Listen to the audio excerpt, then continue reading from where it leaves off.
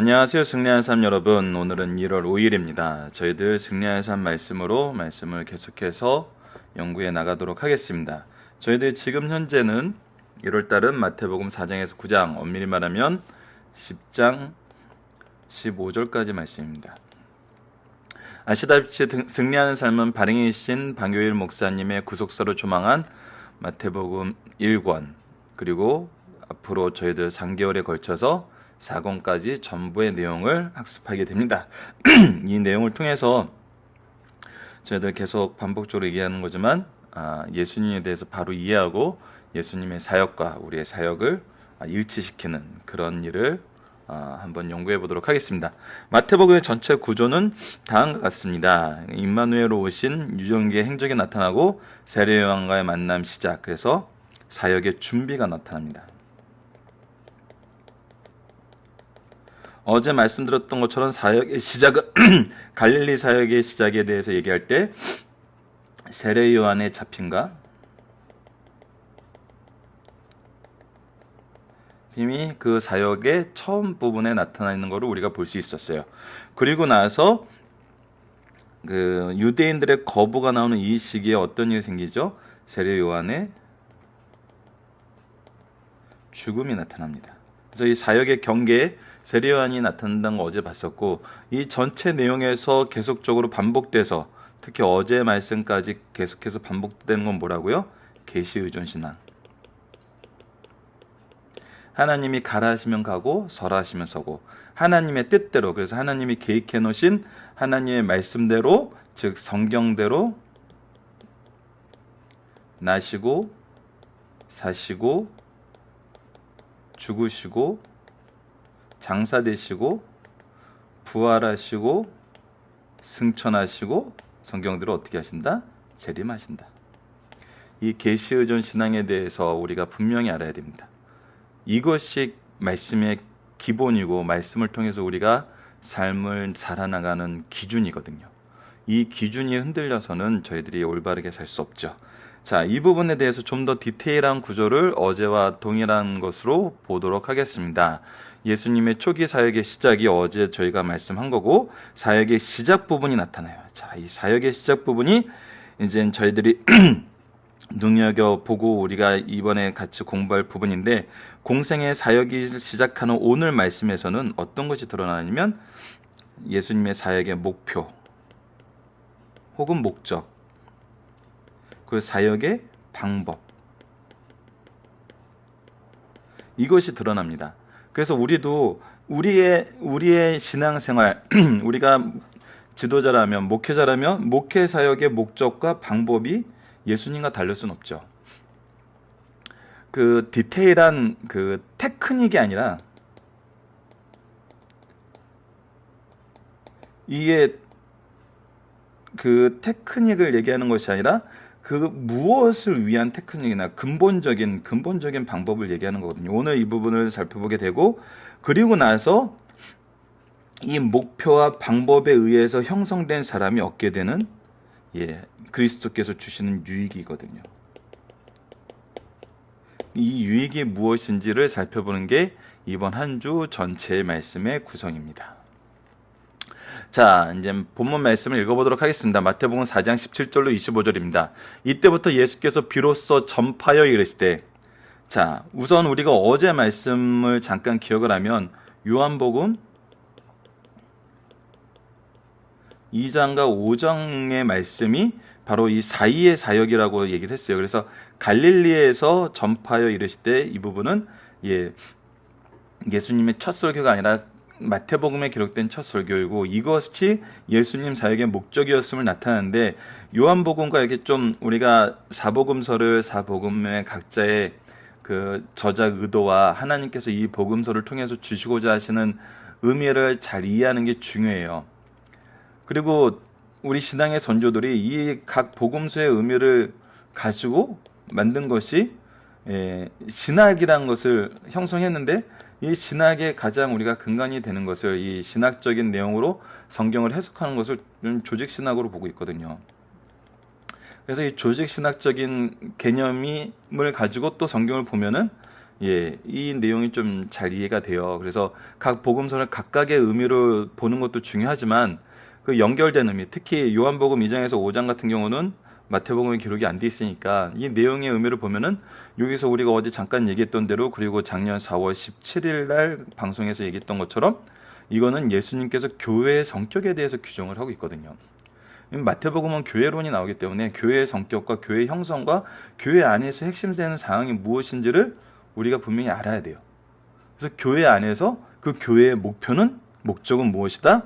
바로 회개와 천국 복음에 있다. 자, 이렇게 이해를 하면은 성경이 서로 이렇게 긴밀하게 연결되어 있는 것을 또 우리가 볼 수 있죠.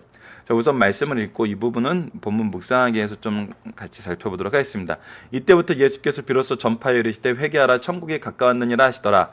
갈릴리 해변에 다니시다가 두 형제 곧 베드로라는 시몬과 그 형제 안드레가 바다에 금을 던지는 것을 보시니 그들은 어부라. 그들은 어부예요. 말씀하시되 나를 따라오라. 내가 너희를 사람 낚는 어부가 되게 하리라. 근데 무엇을 낚는 어부가 되게 할 거예요? 사람 낚는 어부가 될 거예요. 자, 대상이 나오죠.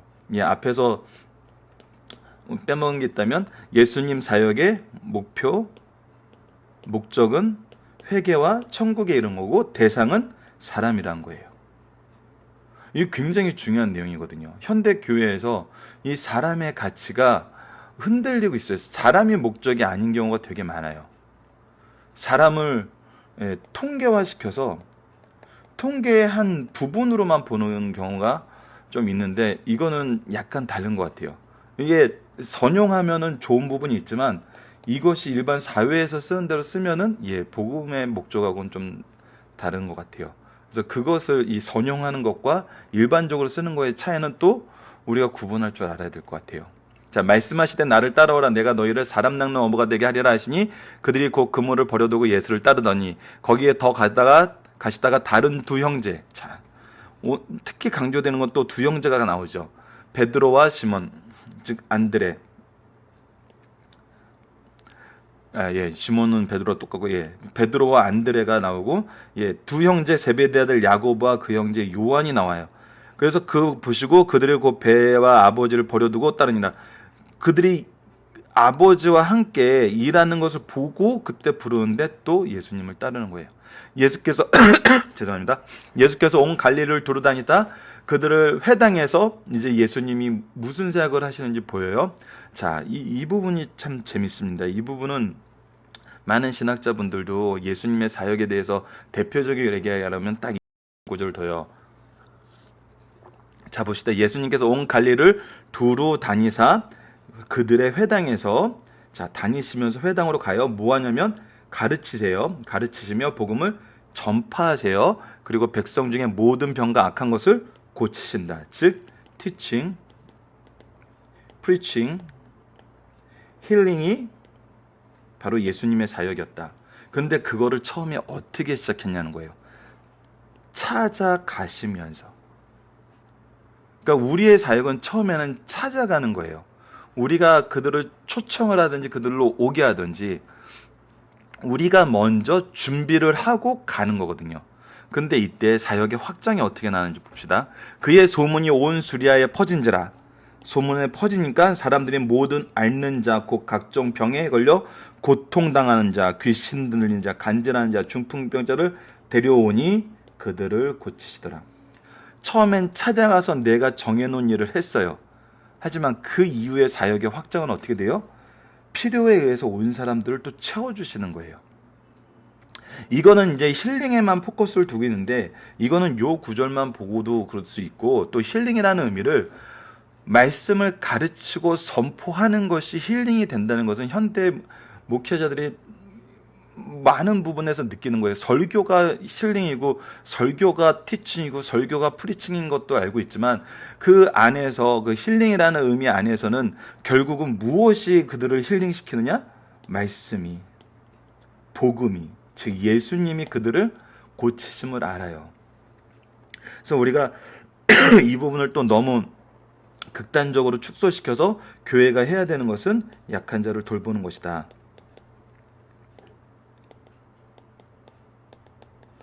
그래서 모든 것을 뒤로 하고 티칭과 프리칭을 뒤로 하고 힐링에만 이렇게 두는 경우가 있는데 그거는 균형이 맞지 않아요.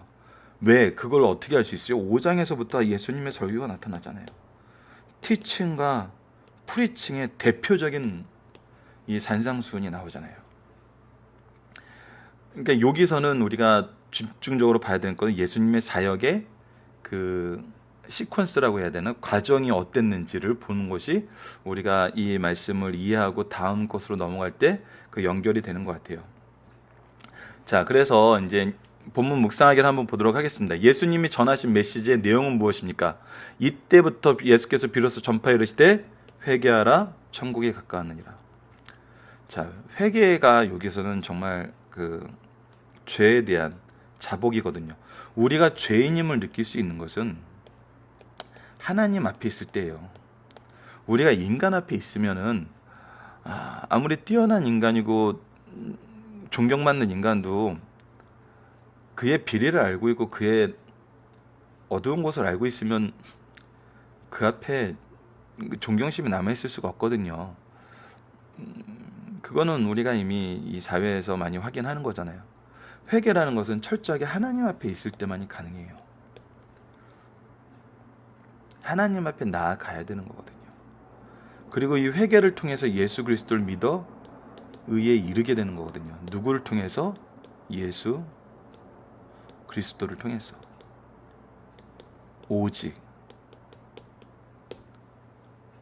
그래서 예수님이 이 얘기를 하는 것이 이 내용이 우리의 지상 사역, 예수님의 사역의 목표였다는 거예요.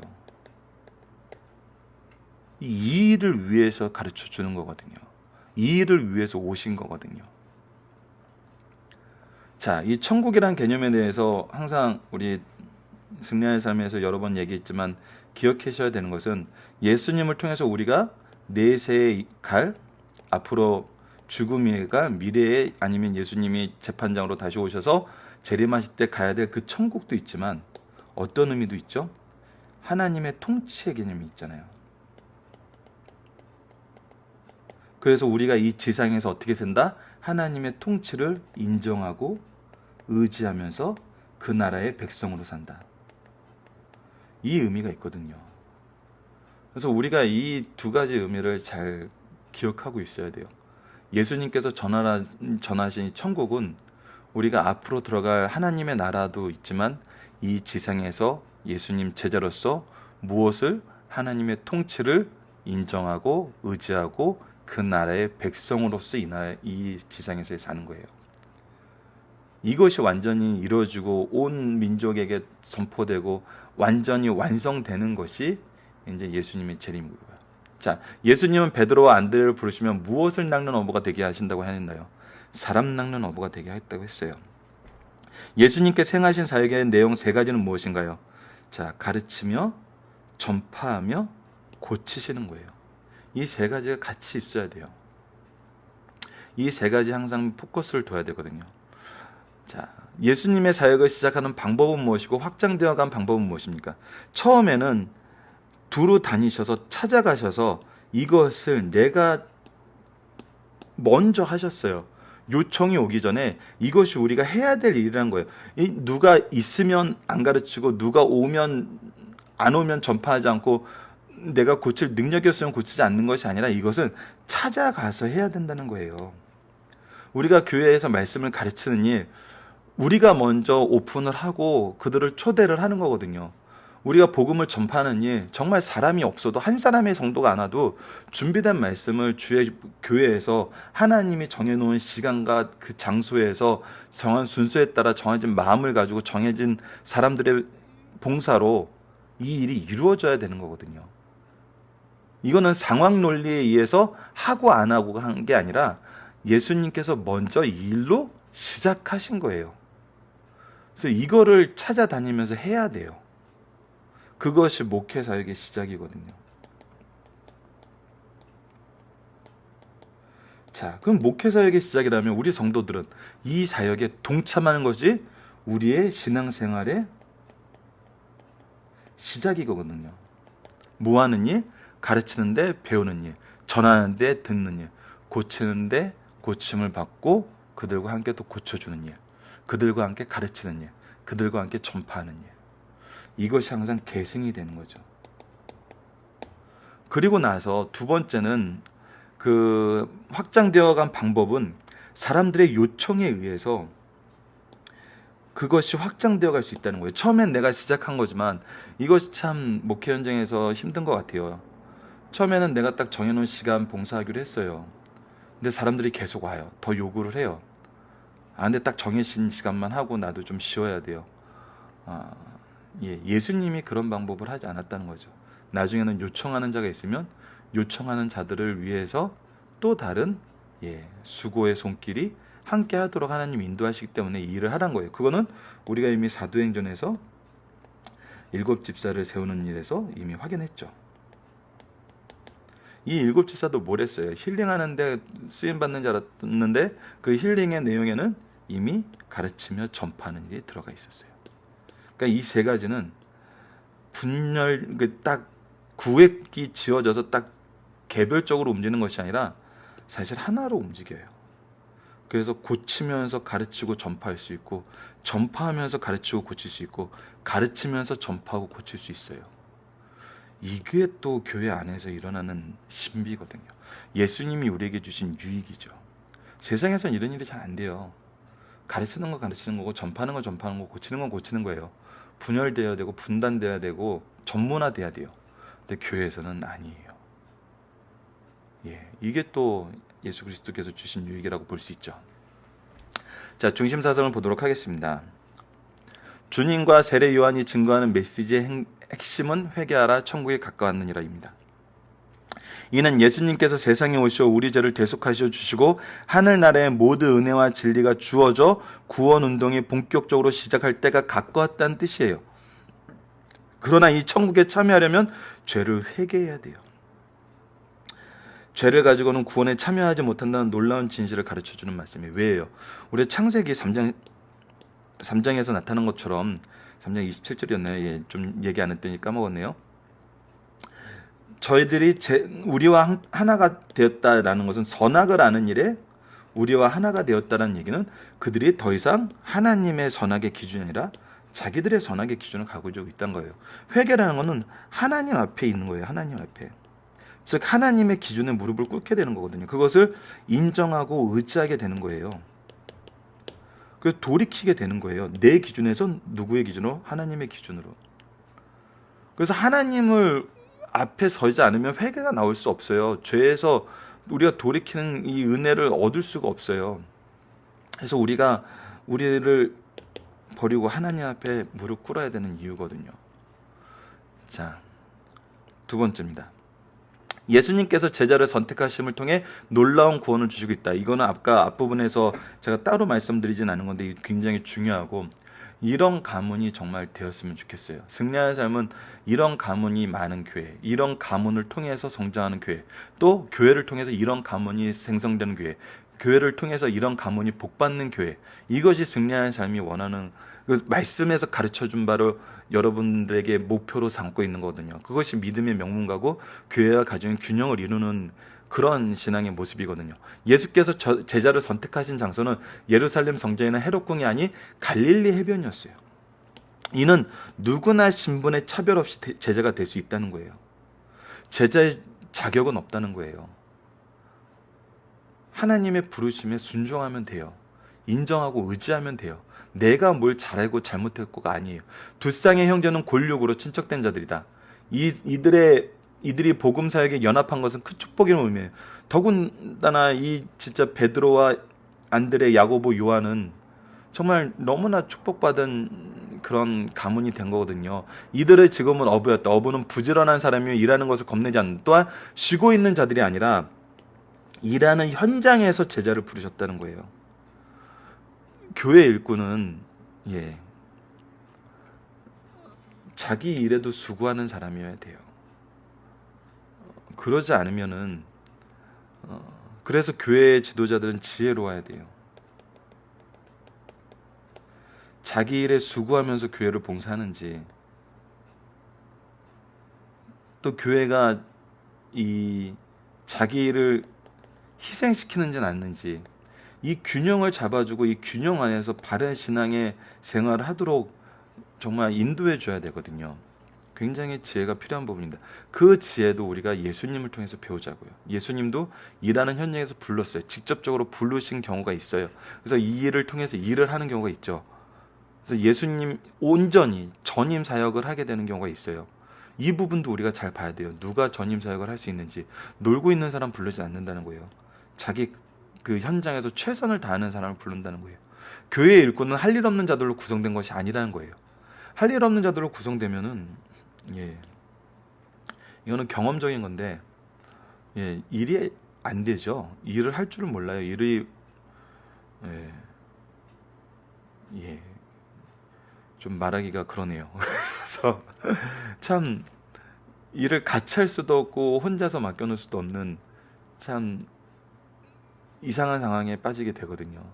그래서 처음에 세우는 게 굉장히 중요한 것 같아요. 현재 자기 직업에 충성된 자들로 구성되어 있다는 거예요. 오늘날 교회 일꾼들이 누가 되어야 하는지를 분명하게 가르쳐 주신다는 거예요. 분명하게. 누구? 일하는 현장에서 수고하는 자들이 교회에서도 하나님이 예수님이 부르시는 제자가 되었다는 거. 그래서 항상 승리하는 박열 목사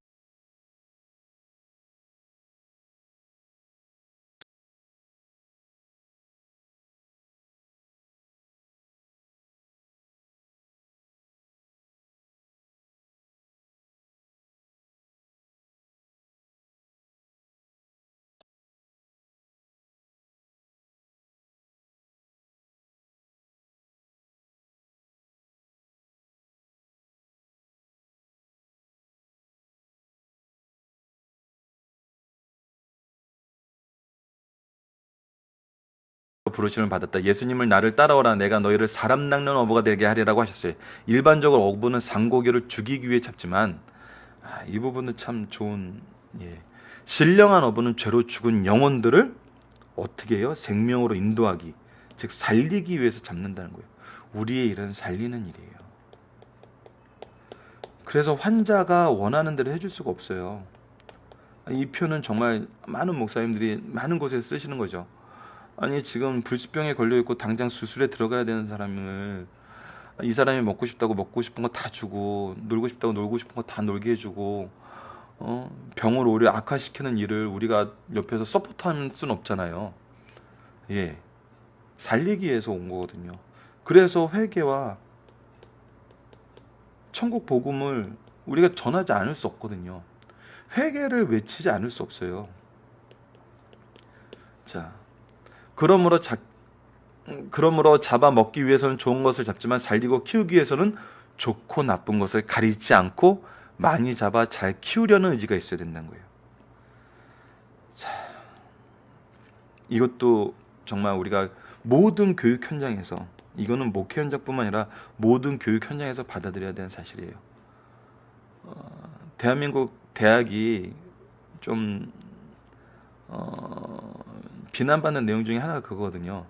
좋은 애들 데려다가 그냥 이미 준비되어 있는 애들 데려다가 준비된 그런 자리에 놓고 그냥 계속 너무 쉽게 잘 나가는 거 아니냐라는 거죠.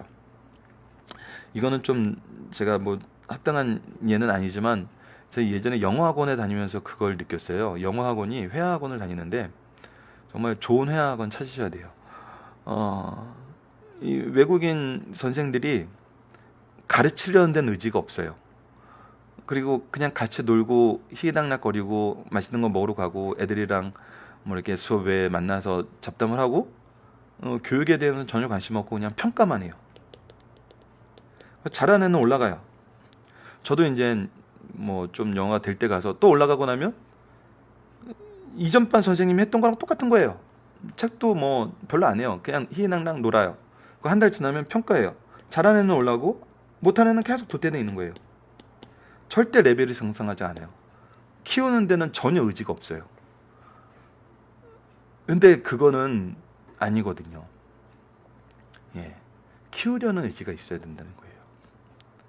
예수님이 티칭, 프리칭, 힐링 이거를 통해서 뭘 하시겠어요?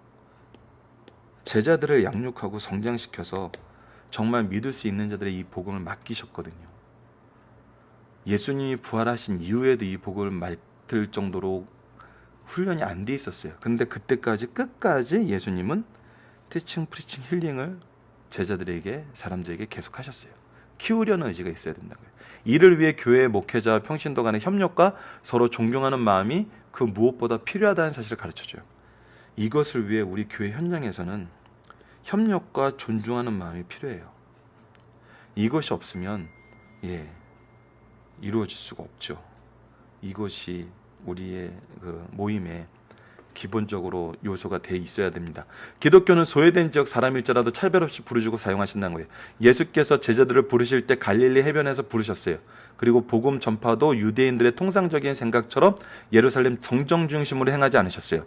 갈릴리 변방 지역에서 회당 중심으로 선포하셨다는 거예요. 또한 영육간의 약한 자들을 고쳐주시면서 메시아의 사역을 시작했어요. 그 기독교가 들어가는 곳마다 가르치고 복음 선포하고 병든 자를 치료해 줬어요. 이거는 지금 우리에게 유별나게 강조하는 게 아니에요. 우리 믿음의 선조들이 계속 이렇게 해오셨어요. 그래서 기독교가 지금 우리에게까지 왔어요. 복음이 우리에게까지 왔어요. 근데 우리가 이 일을 안 해요. 그러면 안 되는 거죠. 그래서 우리는 항상 가르치고 선포하고 치료하는 일을 중심에 두고 이것을 통해서 이 방법을 지키면서 일을 하는 거예요. 이것이 아까도 얘기했다시피 또 개별적이지 않아요. 가르치면서 선포되고 힐링이 되고, 선포하면서 가르치고 힐링이 되고, 힐링을 하면서 가르치면서 선포가 돼요. 이것이 하나님의 역사하심의 정말 그 능력이거든요. 이를 위해 학교, 교회, 병원을 세워졌어요. 근데 현대 교회, 병원, 학교가 세워졌는데 어떻게 되죠? 제도적으로 나누라 그러잖아요. 기독교 학교 말씀 가르치지 말라 그러잖아요. 병원 조심하라 그러잖아요. 교회에서만 하라 그러잖아요. 교회에서만. 이거에 대해서 우리가 바른 자세를 가져야 돼요. 제도적으로 이렇게 되고 있다는 거 우리가 인정하고 우리 교회에서도 그렇게 하자. 그러면 안 돼요, 여러분. 이 일을 위해서 기도하셔야 돼요. 한국교회 선교초에도 그렇게 했어요. 우리도 선교지에서 학교와 교회와 병원을 세우면서 선교할 것을 가르쳐 주시고 있어요. 자, 살펴보기 정답은 여러분들 카페를 통해서 정답지를 확인하셔서 진행해 주시고요. 자, 적용하기 문제를 한번 보도록 하겠습니다. 우리는 예수님의 부르심을 받았는가? 우리의 사역은 예수님의 사역과 동일한가 다른가? 다르다면 이유는 무엇인가? 그 이유가 성경적인가? 자, 우리가 예수님께 부르심을 받았다는 것은 분명해요. 왜? 말씀이 우리에게 왔거든요. 우리가 지금 이렇게 말씀을 상고하고 있잖아요. 그러면 우리의 사역이 예수님과 동일한가를 한번 봐야 돼요. 예수님은 회개와 천국을 전하셨고 이것을 이루기 위해셔서 어떻게 했어요? 사람들이 아닌 적이 없어요. 사람들에게 가르치고 선포하고 치료하시는 사역을 했어요. 이 방법적인 면에서 처음에는 찾아가셔서 하셨어요. 그 다음에는 요청하신 대로 하셨어요. 사람들이 넘치면 넘치는 대로 그 일을 감당하셨어요. 그리고 이 세 가지는 이 찾아가셔서도 하셨고 요청하는 사람들 가운데서 유기적으로 계속 일어나요. 이거는 우리 팔복에서 보게 돼요. 자, 우리가 목회사역을 한다, 신앙생활을 한다 했을 때 우리는 어떤 목표를 가지고 있나요? 회개와 천국이 목표인가요? 사람들이 대상인가요? 방법적인 면에서 가르치고 선포하고 치료하는 일이 이루어지고 있나요?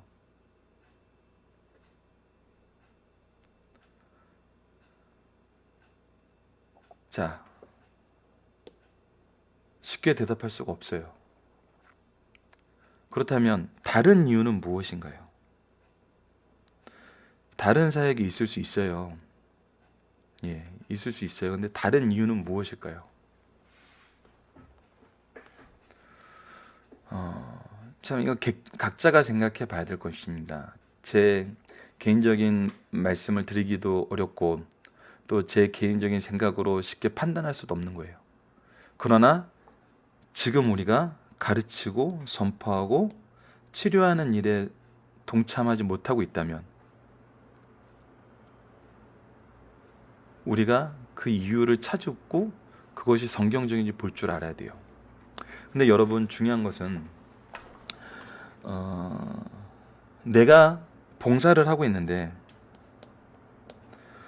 봉사의 중점이 어디에 있느냐에 따라서 이것이 맞는 경우가 있고 안 맞는 경우가 있어요. 자, 얼마 전에 우리 교회에서 참 열심히 그 밥차 봉사를 나간 서울역 앞에서 젊은 친구가 정말 축하를 받는 일이 생겼어요. 자, 이것이 그 봉사하는 일에 내 선함이 중심에 있었더라면 이거 굉장히 세상적으로 칭찬받아야 돼요. 이것을 칭찬 안 해주는 건 그 사회의 건전도에 문제가 있는 거예요. 그랬는데 우리가 예수님의 사역과 연결시킨다면 이 안에 어떤 목표를 가지고 있어야 돼요?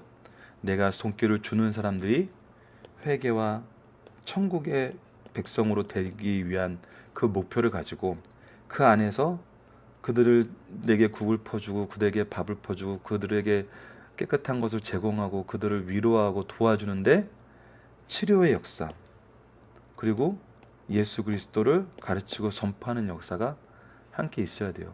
유별나 보일 수도 있어요. 근데 이것은 있어야 돼요.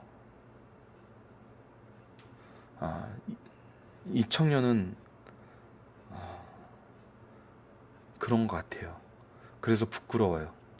나는 하지 못하고 나는 실천하지 못한 일을 이 친구는 실천하고 있거든요. 하지만 우리가 부끄러워하기보다는 지금 현재 우리를 한번 점검해 보자는 거예요. 그리고 우리가 정말 예수님의 방법과 예수님의 포커스와 동일한 것에 중점을 두고 있느냐? 아니면은 다른 기준은 특별한 거 없어요. 그러니까 내 형편, 내 상황, 내 방법, 내 목표가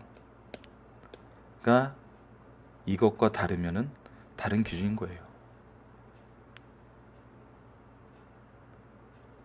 이것을 한번 돌아보는 시간을 가졌으면 합니다. 그렇지 않으면 우리가 예수님의 길을 따라가는데 앞으로 팔복을 통해서 팔복을 위시한 이 산상수훈과 여러 가지 말씀을 이해하는데 좀 어려움이 있을 수 있어요. 잘 적응이 안 될 수 있거든요. 이 부분을 오늘 한번 같이 묵상하는 생명의 삶 식구들 되었으면 합니다. 말씀을 기초로 기도하기를 통해서 마치겠습니다. 하나님, 성경을 통해 예수님의 사역의 목적, 회개 천국과 방법, 가르치고 선포하고 고치심을 가르쳐 주셨음에도 때로는 우리가 목적을 바꾸고 이에 따라 세상 방법을 따르는 것을 발견하게 됩니다. 우리로 바른 길을 가게 하시고 약속된 승리를 믿지 못하고 세상 허사를 쫓지 않도록 인도하여 주소서. 예수님 이름으로 기도드립니다. 아멘.